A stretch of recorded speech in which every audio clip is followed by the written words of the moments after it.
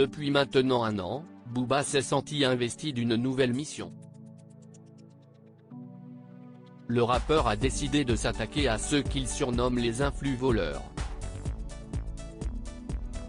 Ainsi, il s'en est pris à Magali Berda, la patronne de l'agence Shona Events, qui collabore avec la plupart des candidats de télé-réalité reconvertis en influenceurs.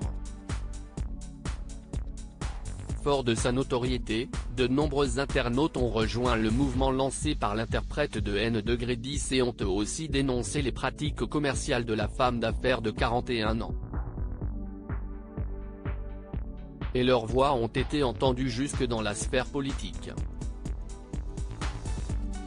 Bruno Le Maire, le ministre de l'économie, a ainsi fait voter une nouvelle loi pour protéger les consommateurs d'éventuelles arnaques et encadrer rigoureusement les métiers du monde de l'influence.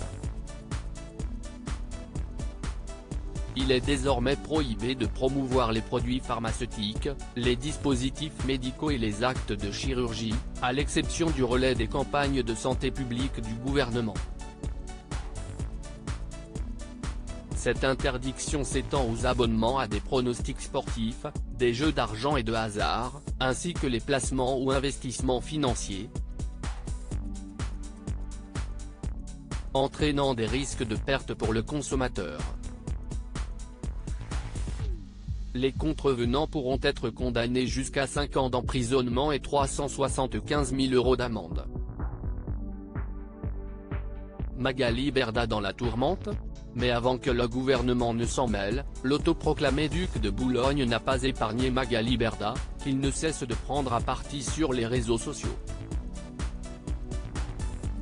Celle-ci s'est dite victime d'un véritable acharnement et a même pu voir des informations concernant sa vie privée rendues publiques sur la toile. À bout, Magali Berda a fini par déposer plainte contre Booba, qu'elle juge coupable du cyberharcèlement qu'elle subit depuis des mois. Mais c'était sans compter la détermination du rappeur de 50 ans, qui a également déposé plainte pour diffamation. Booba @docteur En novembre dernier, Magali Berda se réjouissait de l'avancée de la procédure. Le parquet de Paris venait de confirmer le placement en garde à vue de 8 personnes dans le cadre d'une enquête au pôle national de lutte contre la haine en ligne.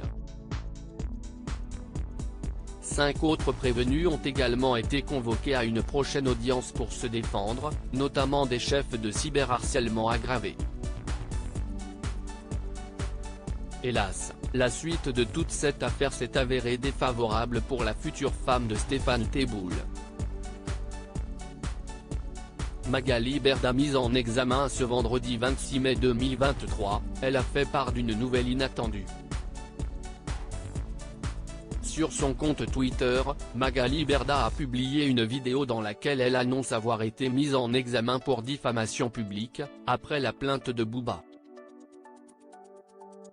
La vérité avant qu'on la déforme, a-t-elle légendé.